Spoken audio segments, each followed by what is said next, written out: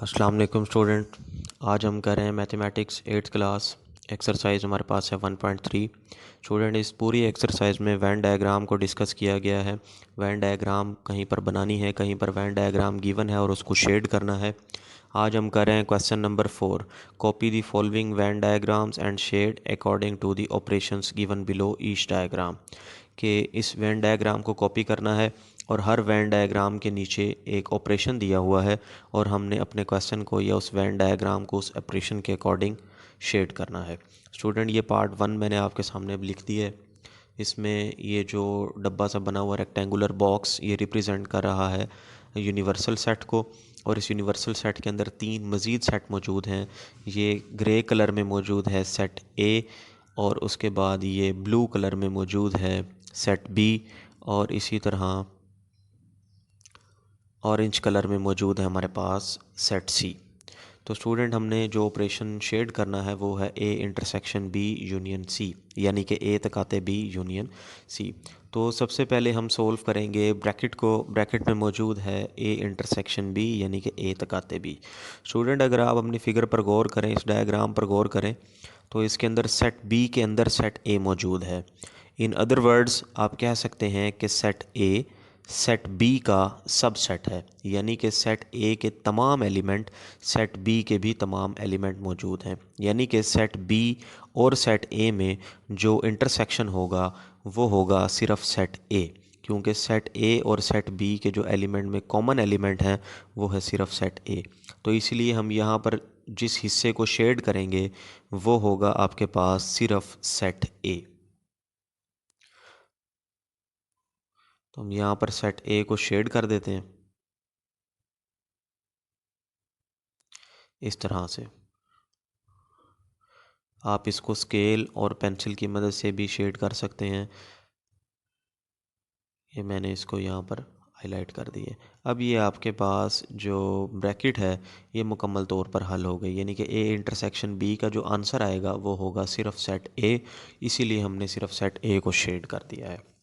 अब है ब्रैकेट के दूसरा हिस्सा। ब्रैकेट के बाद था यूनियन सी, यानी कि ब्रैकेट ए इंटरसेक्शन बी को हमने सी के साथ यूनियन भी करना था।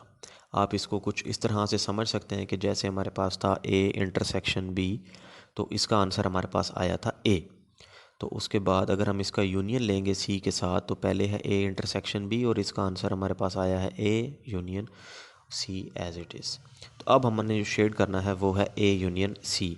ए यूनियन सी का मतलब है कि ए के भी तमाम एलिमेंट, सी के भी तमाम एलिमेंट, लेकिन इनमें से कोई हिस्सा रिपीट ना हो। अब क्योंकि ए और सी दोनों बिल्कुल अलग अलग हैं, इनके अंदर कोई हिस्सा कॉमन नहीं है, इसलिए हम ए को अलग से शेड करेंगे और सी को अलग से शेड करेंगे पूरा, यानी कि मुकम्मल। ये ए शेड हो गया और अब ये हो गया है सी शेड। इसको भी हमने गिवन ऑपरेशन के मुताबिक शेड कर दिया है। तो स्टूडेंट, आपने एक बात का ख्याल रखना है कि जब आपको 2 मरतबा शेडिंग करनी पड़े तो पहले आप हॉरिजेंटल करेंगे फिर वर्टिकल, यानी कि पहले लेफ़्ट टू राइट और फिर टॉप टू बॉटम। इस तरह से आप इसको शेड करेंगे और ये आपका क्वेश्चन सॉल्व हो गया है। पहला पार्ट इसको रेस कर देते हैं, ये मुकम्मल सॉल्व हो गया। अब बारी है पार्ट नंबर 2 की। पार्ट 2 में भी उसने यूनिवर्सल सेट दे दिया और इसने 3 सेट आपको कंजेक्टिवली बनाकर दे दिए और हमने इसको सॉल्व करना है। ये यूनिवर्सल सेट को रिप्रेजेंट कर रहा है। इसके अंदर मज़ीद 3 सेट मौजूद हैं, सेट ए, सेट बी और सेट सी। और इन तीनों सेटों ने एक दूसरे को के साथ कुछ कुछ हिस्सा शेयर किया हुआ है, कुछ कुछ हिस्सा इनका कॉमन है। और जो ऑपरेशन हमने सोल्व करना है ये है A union B intersection C, यानी कि पहले हम ब्रैकेट को सोल्व करेंगे। ब्रैकेट में आपके पास है ए यूनियन बी, इसका मतलब है कि ए भी मुकम्मल शेड होगा और बी भी मुकम्मल शेड होगा, लेकिन इस शेड वाले हिस्से में जो हिस्सा कॉमन है ये सिर्फ एक ही मर्तबा शेड होगा, यानी कि ये वाला हिस्सा। ऐसा नहीं है कि वो सेट ए के साथ है तो हम उसको सेट ए के साथ भी शेड कर दें और सेट बी के साथ भी शेड कर दें, ऐसा नहीं होगा। बी और ए का वो हिस्सा जो दोनों में मौजूद है तो हम इसको शेड करेंगे। तो स्टूडेंट, ये आप देख रहे हैं कि मैं इसको सी तक लेकर जा रहा हूँ क्योंकि बी और सी में भी कुछ हिस्सा शेड हो रहा था, यानी कि बी आपके पास यहाँ तक मौजूद है। ये मैंने इसे ग्रीन कलर से हाईलाइट कर दिया, इसलिए मैंने पूरे बी को शेड किया। तो स्टूडेंट हमारे पास ये ब्रैकेट सोल्व हो गई है, ए यूनियन बी। अब हमने इसका इंटरसेक्शन लेना है सी के साथ। इंटरसेक्शन का मतलब है कॉमन एलिमेंट पिछली ब्रैकेट के आंसर का और अगले आंसर का, अगले सेट का कॉमन हिस्सा।